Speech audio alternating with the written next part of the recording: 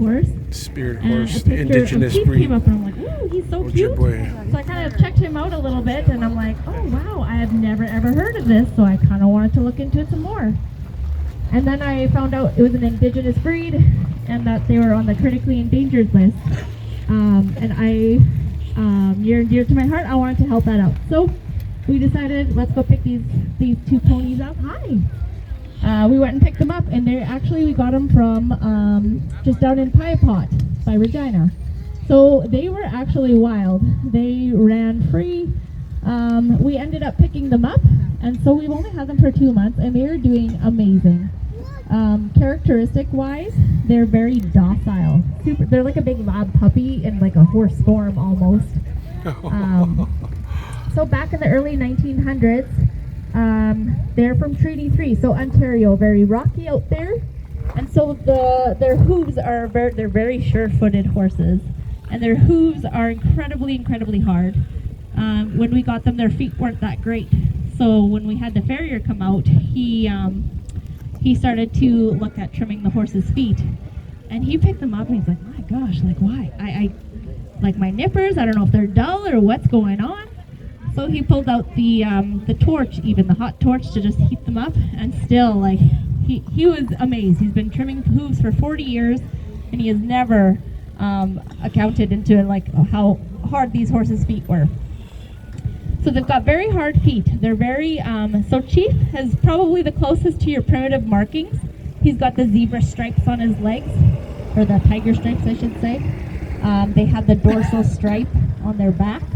And then even on his neck, he's kind of got those darker. When I first got him, I'm like, oh, he's sweating. He's not sweating. He's just got those markings on his neck as well. They've got very thick necks. They're solid, short and built. They're built for the winter. They actually have short, fuzzy ears. And then also their noses. So they are the only breed that have an extra flap in their nose. And that is to help them in the winter so that for their lungs. So they're very hardy. The ox used to haul, well, I mean it did, haul the Red River cart. It was slow, so a lot of the people used to use the Indian pony because the Indian pony was hardy and it was a lot quicker than the ox. Also what happened was, so in the 1900s, they used to roam around free, like deer, like dogs, and they had a very good working relationship with the indigenous people. And the indigenous people called them spirits. Oh, they're talking, yep. Spirits, all right. So, that was pretty... Yes, the partnership, yes. So, whenever they needed a pony, they would go to the bush. Okay, go grab a horse. They're so tame. They just come to you kind of thing. They're very people-y. They love to please. They're very curious. This guy loves to, like, his mouth is all over the place checking stuff out all the time. And so I kind of put that sign on there because he likes to nibble. His name actually should have been Nibbler or Nibbles or I don't know. But anyways, so they would actually go grab them and they would use them on the trap lines. They would also bring them out on the lakes. And that's where they would use their feet. And they would actually do the holes, the ice fishing holes. They'd put nets down there, and then they would actually drag all the fish out. And so they were used for fishing, trap line, explains hunting, the footwork. And transportation. Yes, and logging as well. Yep. What else can I tell you about these ponies? Oh, yes. So, as they used to run wild and free, a lot of the people, farmers and that sort of thing, didn't enjoy it too much because they were in the crops and they were ruining crops and blah, blah, blah. So the government said, that's it, let's go, get rid of this breed kind of thing. So they were actually, a lot of them were culled and used for glue and meat. So by 1977 in Lac La Croix, there was 4 mares left. There was actually 5. There was a stallion, however, it was shot because they thought it was a moose. So there was 4 mares left. Good hunting, right? So the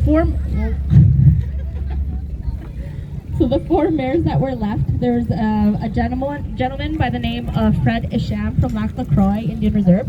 He ended up taking four of his buddies, and they grabbed a trailer in the middle of the night in the winter, and they rounded up those four mares, and they went over to the Minnesota side, across the lake, and went to his friend's place, and that's where they decided this resilient pony is not going to die here, and it's not going to die in Canada. We will keep it going. And so then they found a Spanish Mustang, and that's where they found it closest to this breed here, and that's where we are today. So in 1977, there were four mares, and we are now 2025, and we are at about 200. We are still on the critically endangered list, but I'm 43, and I had no idea about these ponies, and so I wanted to share this with a lot of people. I don't think probably a lot of people really knew. Maybe some do, some don't. And I wanted to share that, and I think it's a really special, incredible pony. Does anybody have questions? Oh, these two are 11. So he's a gelding. So gelding is a boy, but he is no longer a stallion. So he would have been perfect for a stallion. However, one of his little man parts was stuck up inside his stomach. So they ended up having to bring him to the vet, and he ended up getting, so now he's gelded. Yeah, we'll just leave the graphic stuff out. And then she is a little mare, so she's our little girl. A lot of people ask, like, well, are you gonna breed her? Are you gonna, get some babies out of her? I don't know anything about that. I grew up around horses, but I never had babies. I don't know how to take care of that. I just can't.